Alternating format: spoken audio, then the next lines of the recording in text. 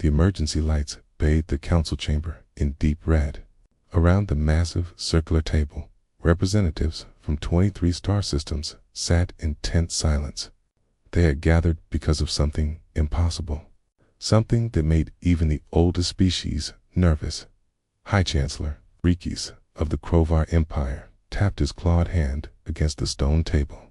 His scales, usually bright green, had turned a worried gray. He looked at the holographic display floating above them. It showed a single massive object moving through space. 3 cycles, Rikis said, his voice like grinding rocks. For 3 cycles, this thing has been coming closer. And still, we know nothing about it. Ambassador Thesha from the collective closed her 3 eyes and reached out with her mind. She tried to touch the consciousness of whatever piloted that ship, but there was only static. Painful, burning static that made her head hurt. She pulled back quickly. "I cannot read it," she whispered. "There is something wrong. Something that blocks all telepathic contact." Commander Zek of the Velkrin hegemony stood up. His insect-like body clicked as he moved. "Then we send ships. We send weapons. We do not wait for unknown threats to reach our territory." "But we do not know if it is a threat," another delegate said. Zek's mandibles clicked in anger. "Anything that large is a threat. The energy readings alone could power an entire planet for a year, and it comes from quarantine space." The room fell silent at those words. Quarantine space, the region around Sol System, the place where humans lived, or had lived. Most species believed the humans had destroyed themselves 50 years ago. After the incident, no one spoke about the incident. It was forbidden, but everyone remembered. The human colony ship that had been destroyed, the accusations, the fighting, the decision to lock humanity behind a barrier and let them die alone. "Humans are gone," Rikis said firmly. "Their world was primitive. They could not even leave their own system without our help. This cannot be them." Thesha was not so sure. She had been there 50 years ago. She had seen the look in human eyes when the barrier went up. It was not defeat. It was something else, something that made her nervous even now. "We should prepare anyway," she said softly. The council argued for another hour. They sent scout ships. They positioned their fleets. They tried to hail the approaching vessel on every known frequency, but there was no response, only silence, and that massive ship growing larger on their sensors with each passing hour. Then it arrived. The ship dropped out of jump space at the edge of council territory. Every warning system in 3 sectors screamed at once. Energy readings spiked so high that several monitoring stations simply shut down to protect themselves. The vessel was enormous, 40 kilometers from front to back. Its hull was dark gray, covered in strange patterns that seemed to shift when you looked at them too long. It had no visible weapons, no obvious engines. It simply existed in space like a sleeping giant. On the bridge of the council flagship, officers stared at their screens in shock. "That is impossible," one of them whispered.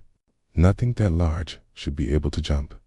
The energy requirements alone, a body had jumped, and now it drifted there, silent and dark. Waiting, Commander Zek ordered his battle group forward. 20 Velkrin warships, the pride of the hegemony, moved to intercept.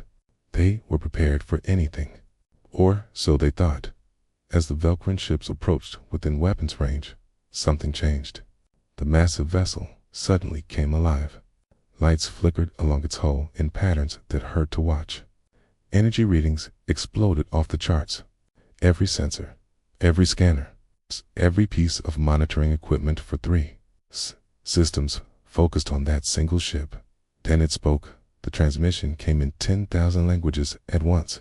Every species heard it in their own tongue. Every computer translated it perfectly. The message was simple and clear. "Do not approach. This is your only warning." The voice was human, female.com, but underneath that calmness was something else. Something hard. Something that had seen terrible things and survived. Commander Zek hesitated. His warriors had never retreated from a warning. But something about that voice made his instincts scream danger. High Chancellor Vrikis, watching from the council chamber, made a decision. Identify yourselves. By order of the Galactic Council, you will stand down and prepare to be boarded. There was a long pause. Then the human voice spoke again. We are the UNE's Indomitable, United Nations of Earth ship. We come with a warning. But first, you need to understand what we became while you left us to die. The ship's name appeared on every screen. UNES Indomitable. Letters that glowed with an inner light. And below it, a symbol. A blue and green planet. Earth that Ambassador Thesha felt her blood run cold. The humans had not died. They had survived. And they had built this. What do they want? Vrikis demanded. The human ship drifted in space, silent once more. But now, every species in the council understood one simple truth. The humans had returned. And they had returned, changed, in the observation deck of the Indomitable. Captain Alina Voss watched the alien ships through the viewport. Her crew stood ready at their stations. They had traveled so far, fought so hard, and now came the difficult part, talking to the species that had abandoned them. She took a deep breath and opened the channel again. "Okay, we came to warn you," she said. "Something is coming. The thing that killed our colony ship 50 years ago. The thing you blamed us for. It is real. And it is hunting all of us now." The universe held its breath and waited for the council's response. Commander Zek did not like being told what to do, especially not by humans. He had read the reports from 50 years ago. Humans were weak, divided, violent, and primitive. They could not possibly threaten the Velcran hegemony. "All ships, advance," he ordered. "Weapons, hot. If they resist, disable them, okay?" His battle group moved forward in perfect formation. 20 warships against 1. The odds were clear. Or so Zek thought. On the bridge of the Indomitable, Captain Alina Voss watched the approaching ships.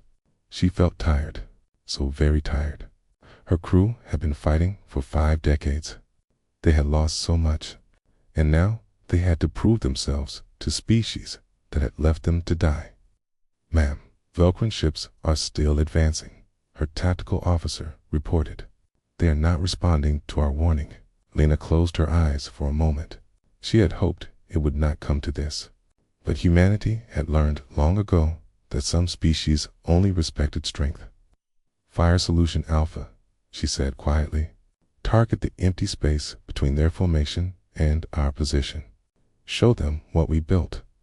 The Indomitable's main weapon charged. It was not a laser. It was not a plasma cannon. It was something else. Something that humanity had created in their desperate isolation. They called it the resonance cannon. A beam of white light shot from the Indomitable. But it did not travel toward the Velcran ships. Instead, it hit a point in empty space exactly 5 kilometers ahead of the battle group, and space died. There was no explosion, no fire, no debris. A perfect sphere of nothing simply appeared, 10 kilometers wide. Everything inside that sphere ceased to exist, not destroyed, not vaporized, simply removed from reality. The Velcran ships stopped immediately. On his bridge, Commander Zek stared at his screens in disbelief. His sensors could not explain what had happened. One moment, there was space. The next moment, there was a hole, a void. His scientists were screaming about impossible readings. What was that? One of his officers whispered. Alina opened the channel again. Her voice was still calm. "That was a warning shot. We do not want to fight you. We came to help, but we will defend ourselves if necessary." Commander Zek had fought in 100 battles. He had conquered 6 star systems. He knew when he was outmatched. All ships, hold position, he ordered. His mandibles clicked in frustration, but he was not a fool. The Galactic Council chamber erupted in chaos. Half the delegates were shouting. The other half sat in stunned silence. High Chancellor Freakies demanded answers that no one could give. How is this possible? He roared. Humans were barely spacefaring when we left them. Ambassador Desha stood slowly. Her mind was racing. She reached out gently, carefully, toward the human ship. The static was still there, but now she could feel something beneath it. Determination, sadness, and an iron will that refused to break. We underestimated them, she said softly. They did what any cornered species would do. They evolved. They adapted. They survived. Elena finally allowed herself to sit down.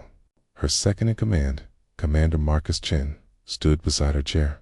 Do you think they will listen now? He asked. They will listen, Elena said. Fear is a universal language. She pulled up the files on her personal screen. 50 years of research. 50 years of war. 50 years of humanity fighting alone against an enemy that no one else believed existed. Send them the data package, she ordered.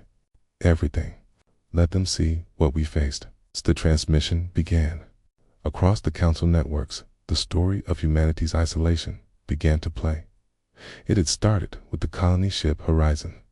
5,000 humans seeking a new world. They had jumped to a system outside council space, a system that was supposed to be empty, but it was not empty. The architects had been there, waiting, hunting. The Horizon was destroyed in seconds, but before it died, it sent a final message, a warning, and a strange geometric pattern that had been burned into their hull. When the council investigated, they found no evidence, no enemy, just debris in that strange pattern. They blamed human error, human weapons, human violence, and they sealed Earth behind a barrier to contain what they thought was a dangerous species. But humanity knew the truth. Something had killed their people, something real, and it was still out there, so they prepared. They united like never before. Every nation, every person, one single goal: survive. They poured everything into research. They studied the pattern the Horizon had sent. They built weapons that could fight things that should not exist. They developed the resonance drive by accident, trying to break through the barrier.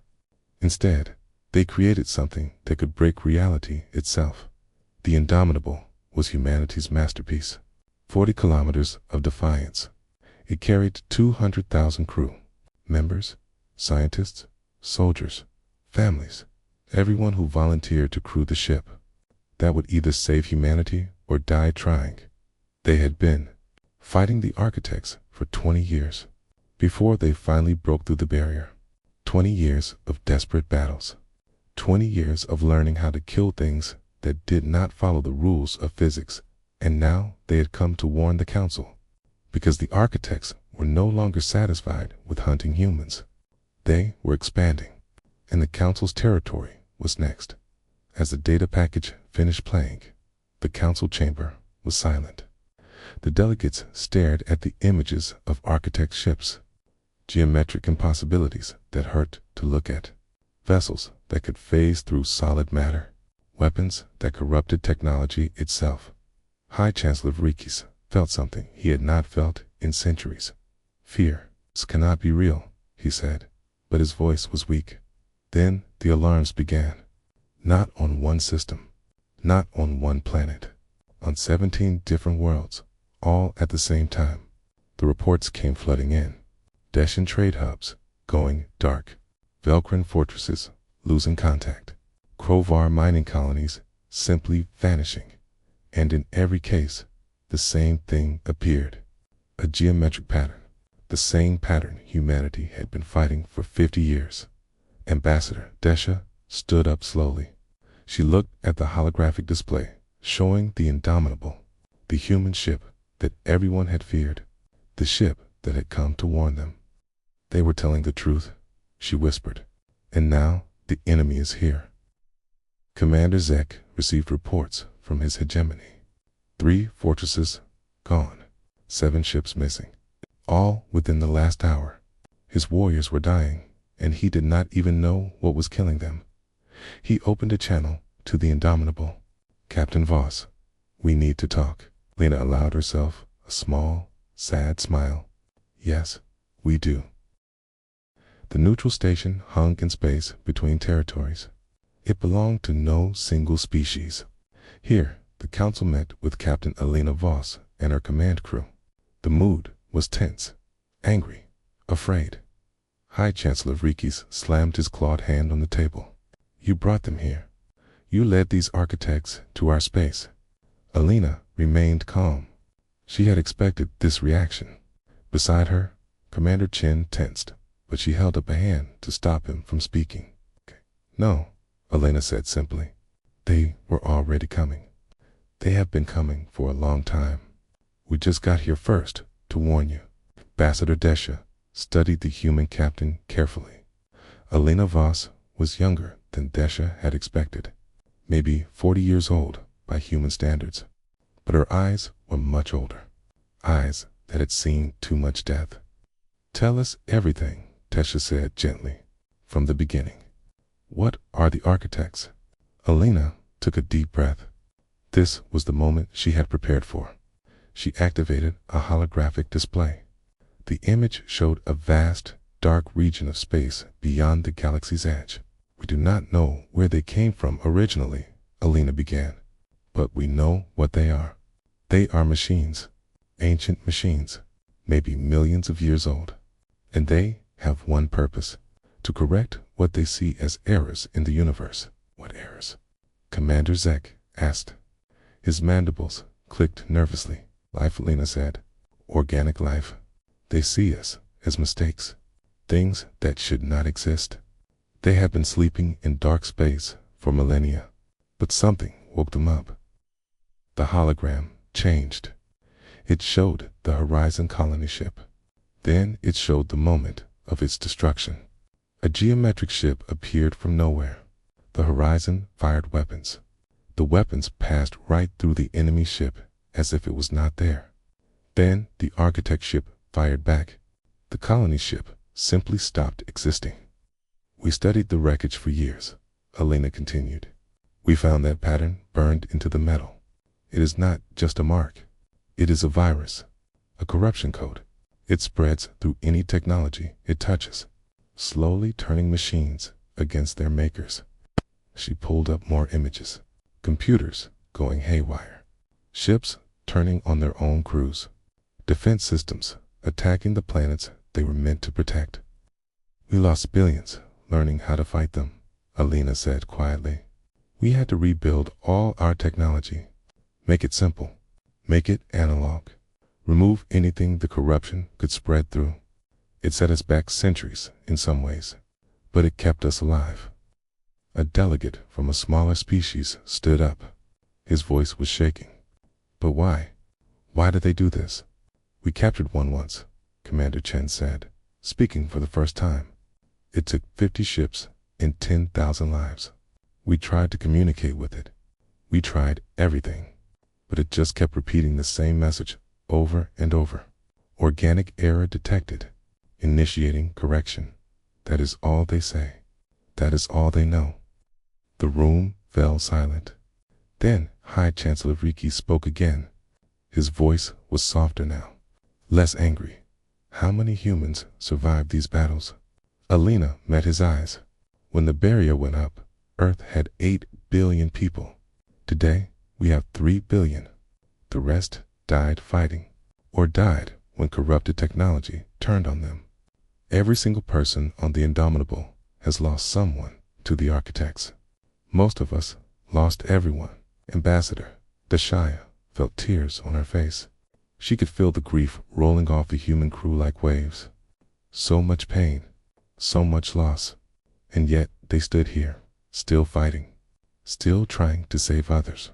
I am sorry, she whispered. We should have believed you. We should have helped. Elena nodded slowly. Yes, you should have.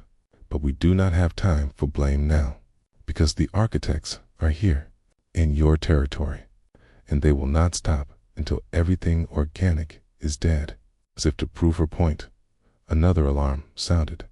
This time it was a Theshan colony world. 2 million people. The reports were chaotic, confused. Then they stopped. The planet went silent. Commander Zek stood up abruptly. We need to evacuate. Pull back our fleets. Protect our core worlds. No, Alina said firmly. That is what we tried at first. It does not work. They are faster than you. They can appear anywhere. The only way to survive is to fight together. You want us to trust you? Freaky said. To follow your lead. Alina shook her head. I want you to trust yourselves. You have resources we do not have. Millions of ships. Billions of warriors. Technology we never dreamed of. We have something you do not have. Experience, knowledge. We know how to hurt them. She changed the hologram again. This time it showed the resonance weapons. The technology that could actually damage architect ships. We will share everything, Elena said. Every weapon design. Every tactic we learned. Every piece of research we have. But you need to act now. Because the architects do not negotiate. They do not retreat. They correct errors. And they see all of us as heirs. The delegates looked at each other. Species that had been enemies for centuries. Rivals for territory and resources. Now being asked to work together. To trust each other. To trust the humans they had abandoned. Ambassador Desha was the first to stand. She placed her hand over her hearts in the Thesan gesture of binding oath. The collective stands with humanity, she said clearly. We will fight together. There was a long pause. Then Commander Zek stood as well. His pride hurt, but he was not stupid enough to face this threat alone. The hegemony will honor this alliance, he said. For now, slowly, other delegates stood. Not all of them. Some refused. Some walked out. But enough remained. Enough to make a difference. High Chancellor Vrikis was the last to stand. He looked at Alina with his ancient eyes. You said you brought them here, Captain. Why? Why lead them to us if you knew what they would do? Alina met his gaze without flinching. Because the indomitable is bait.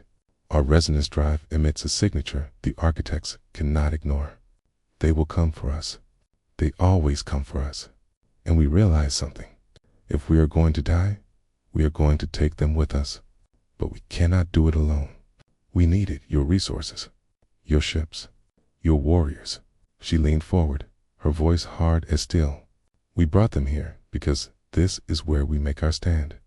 All of us, together, or we die separately. Your choice. Freaky stared at her for a long moment. Then he began to laugh. A deep, rumbling sound. You humans are insane, he said. But there was respect in his voice now. Completely insane. Very well, we will help you. We will fight your war. Because you are right. It is our war now too. Lena allowed herself a small smile. Good, because they are coming. Our sensors detect 30 architect vessels entering your territory. Maybe more. And they are heading straight for the largest population centers. The council chamber erupted in activity. Orders were given. Fleets were mobilized. The greatest alliance the galaxy had ever seen began to form. Not through friendship or peace, but through necessity, through survival. As the delegates rushed to prepare their forces, Ambassador Thasha approached Alina quietly. Do we have a chance? She asked. Alina looked at her honestly. I do not know. We never fought this many at once. But I know this.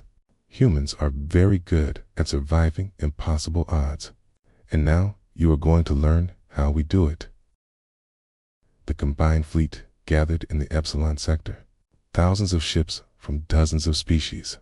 Crovart dreadnoughts hung alongside Dessen carriers. Velcrin battle groups formed up next to human destroyers. It was the largest military force ever assembled. And it might not be enough. Captain Alina Voss stood on the bridge of the Indomitable and watched the fleet organize. Her tactical officer, Lieutenant Sarah Kim, worked frantically at her console. "Ma'am, the Crovar keep breaking formation. They do not understand our tactics," Sarah reported. Alina opened a channel. "Chancellor Rikis, your ships need to maintain loose formation. Tight groups make easy targets for architect weapons." "My fleet has fought for 1,000 years, human," Rikis replied, but his ships adjusted anyway. He had learned to trust these strange allies. Commander Zek's voice came through next. "Human captain, my scouts report the architects are 3 hours out. They are not hiding. They do not care that we see them coming." "They never do," Alina said. "They do not understand fear. That is their weakness." Ambassador Deche was aboard the Indomitable as an observer. She stood beside Commander Chen, watching the preparations. "Have you fought battles this large before?" she asked. Chen shook his head. "Never. We only had maybe 100 ships at most. But the tactics are the same. Hit and run. Never stay in one place. Never let them adapt to your weapons. They adapt." Deche asked nervously. "Everything adapts," Chen replied. "Even machines. Especially these machines." The architects arrived exactly when predicted. They did not come from jump space. They came from beneath reality itself. Space simply tore open, and they emerged. 37 vessels, each one a geometric nightmare. Perfect shapes that hurt to look at. Pyramids, spheres, impossible polygons. They moved without engines, existing in space like mistakes in the universe. Alina felt her stomach turn. She had seen architects before, had fought them for decades, but seeing so many at once still terrified her. "All ships, weapons free," she commanded. "Remember the briefing. Resonance weapons only. Everything else is wasted ammunition." The fleet opened fire. Human ships led the attack, their resonance cannons blazing white light.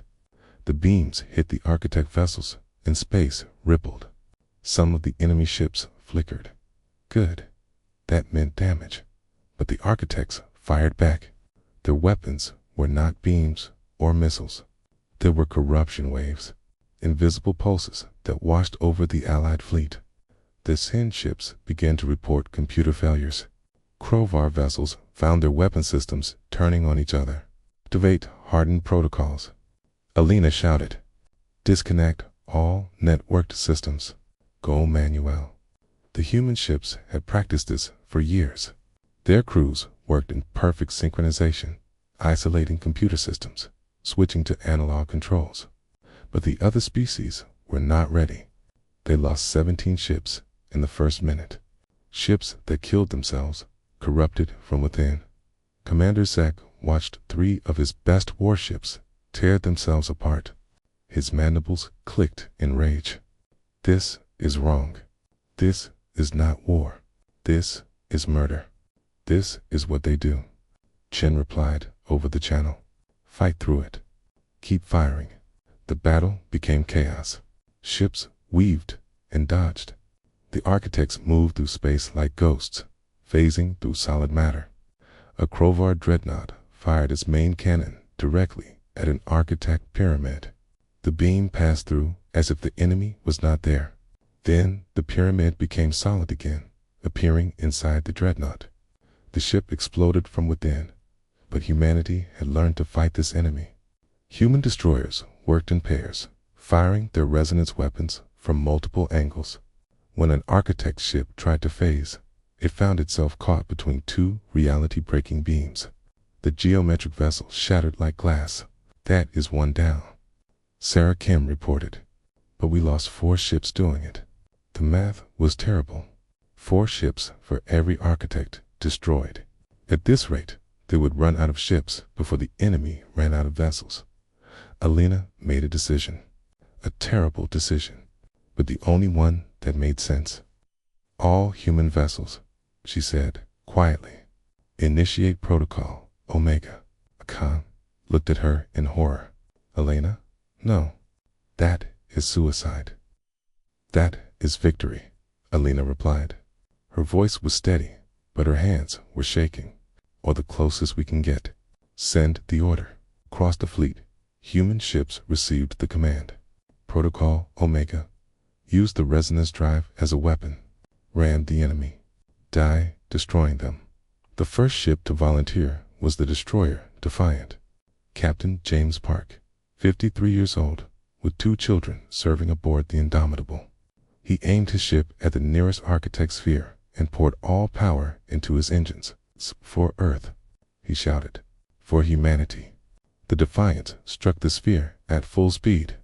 Then its resonance drive detonated.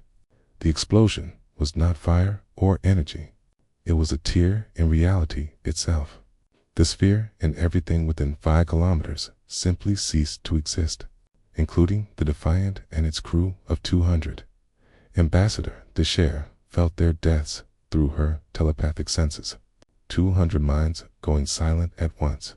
She fell to her knees, overwhelmed by the sacrifice. How can you ask them to do this?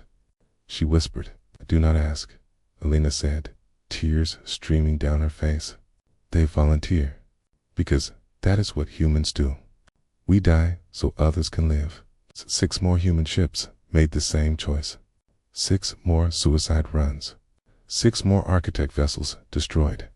The enemy fleet was down to 29 ships, but humanity had lost almost all their destroyers. The remaining fleet fought desperately. Velcron warriors, inspired by human courage, threw themselves at the enemy with new determination. Krovar dreadnoughts used themselves as shields for smaller vessels. The Shin carriers coordinated attacks with their telepathy, working around the corruption waves. But they were losing. Slowly, surely, the architects could not be stopped. Then Elena saw it. The pattern she had been looking for. One architect vessel stayed back from the fighting. It was larger than the others. A massive dodecahedron that pulsed with dark energy. Every other architect's ship oriented itself around it. That is the command node, Elena said. Commander Chen, plot a course. Straight line. Full speed. Chen understood immediately. The Indomitable cannot survive a direct assault on that thing. I know, Elena said. She opened the ship-wide channel. All hands. This is the captain. We are going to end this, but it is going to cost us everything. Anyone who wants to evacuate, you have 5 minutes. No shame, no judgment. You have all done enough. There was a pause. Then her crew responded, not with words, but with actions. Every station reported ready.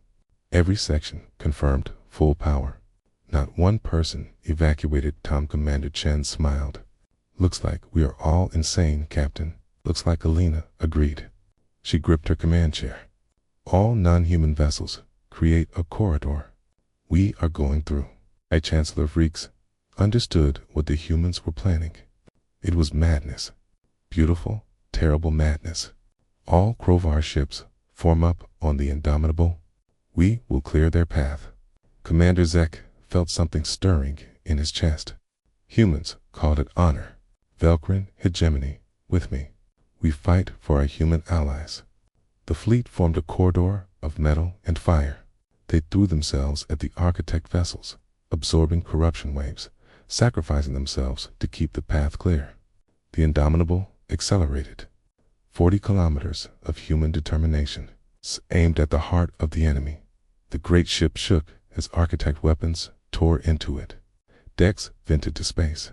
Crew members died at their stations. But the Indomitable did not stop.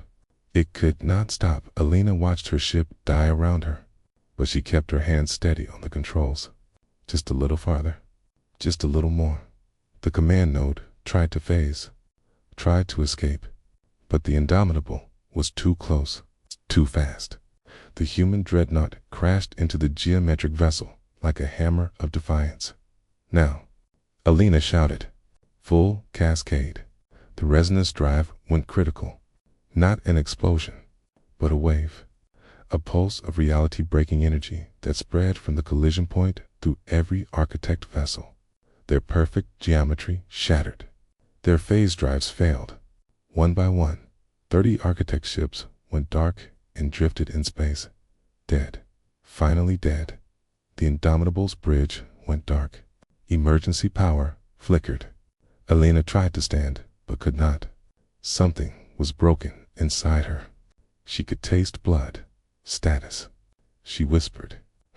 "We won," Commander Chen replied. He was badly hurt too.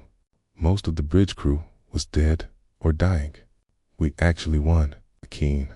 The Allied fleet floated in the debris field. Thousands of ships destroyed. Hundreds of thousands dead, but alive. They were alive, and the architects were not.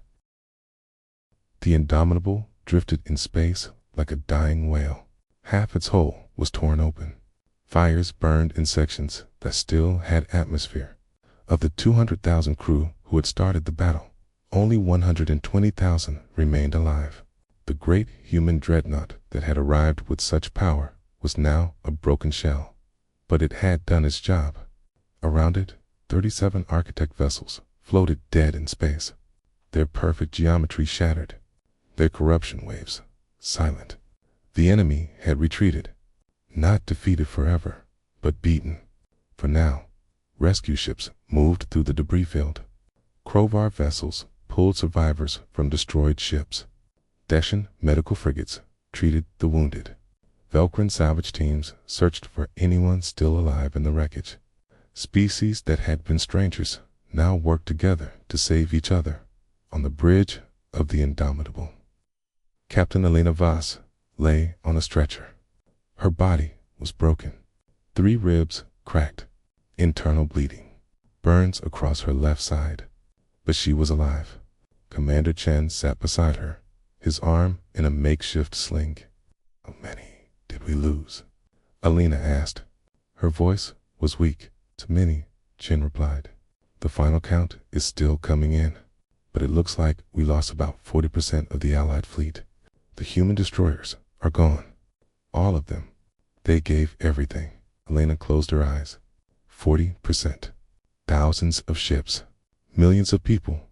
The price of victory was always too high. Ambassador Tatia entered the ruined bridge carefully. She had to climb over debris and bodies to reach them. When she saw Elena, she felt tears on her face again. "You saved us," Dacia whispered. "You saved everyone." "We all saved each other," Elena replied. "That was the point. No one species could have won this alone." Chancellor Vrikis appeared on a communication screen. His own ship had taken heavy damage. One of his arms was missing, but Krovar could regrow limbs. He would survive. "It's Captain Voss," he said. His voice carried weight now. "Respect.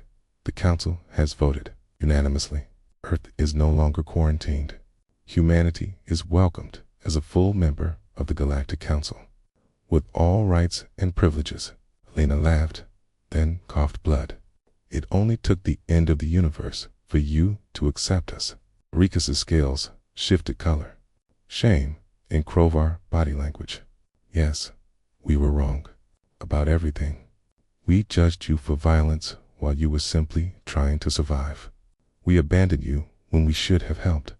That error nearly destroyed us all. What happens now?" Chen asked. Commander's X image appeared beside Vrikis. The Velkran commander looked exhausted. "Now we rebuild.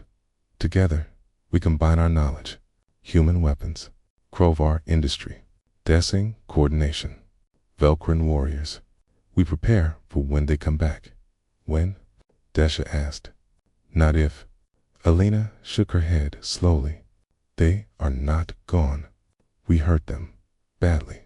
But the architects do not give up. They have been dormant for millions of years. They can wait centuries for their next attack. Maybe longer. But they will come back. They always come back." The room fell silent. The weight of that truth pressed down on everyone. "Then we will be ready," Vrikis said firmly. "We have time now. Time you bought us with your sacrifice. We will use it wisely. Lena felt consciousness slipping away. The pain medications were finally kicking in. Commander Chen is in charge of the Indomitable now. I am going to sleep. Wake me when the next war starts. Keisha touched Elena's hand gently. Through the contact, she sent waves of healing, telepathic energy. It was all she could do. Rest, brave human. You have earned it. 3 months later, Elena Voss stood in the council chamber. Her body had healed, though scars remained. She would always walk with a slight limp now, but she was alive, and she represented Earth in the highest halls of galactic power. The chamber looked different now. 30 species stood together, but there was a new symbol on the wall. The blue and green planet. Earth, equal among equals. High Chancellor Vrikis spoke to the assembled delegates. We gather today to discuss the future. The architects are out there, waiting, watching, but we are no longer unprepared. Construction has begun on a new fleet. Ships that combine the best technology from all our species. Images appeared in the hologram. Beautiful vessels that blended human, Krovar, Deshan, and Valkyrian design. Ships built to fight impossible enemies and win. The flagship will be completed in 2 years, Rikis continued. We have chosen a name for it, a name that represents what we have become. We will call it the Unity. Elena felt pride swell in her chest. Unity, after so much division, so much death. They had finally learned. But there is another matter, Commander Zek said. He gestured to a second hologram. It showed the Indomitable. The great ship was in dock, surrounded by construction platforms. The human Dreadnought that saved us all. It is being rebuilt. Not just repaired, but improved, enhanced. It will serve as both a monument and a weapon. A reminder of what we achieved together. Ambassador Desha stood. And there is more. We are establishing a new force.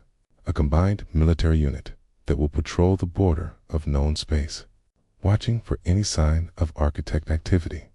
This unit will be called the Vanguard, and we would like to offer Captain Elena Voss command of the entire operation. Lena stared at them in surprise. Me. There are commanders with more experience, more ships, more resources, but none with more knowledge, Vriki said. None who have fought the architects as long as humanity has. None who can teach us how to survive what is coming. You do not just command ships, Captain. You command respect. That is worth more than any weapon. Lena looked around the chamber, at the species who had once abandoned her people, who had left them to die, but who now stood ready to fight beside them. She thought of all the humans who had sacrificed everything. Captain Park and the crew of the Defiant. The thousands who had died in suicide runs. The billions who perished during Earth's isolation. I accept, Elena said, but on one condition. The Vanguard must include volunteers from all species, not just warriors, scientists, engineers, teachers. We need to learn from each other. Really learn. Because knowledge is the only weapon that never runs out of ammunition. The council agreed. Over the next year, the Vanguard took shape. Space stations were built along the galactic rim.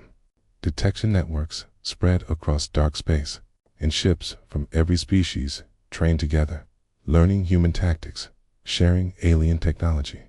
On Earth, children played in parks that had been battlefields. Cities rebuilt from ruins. Humanity began to heal, but they never forgot.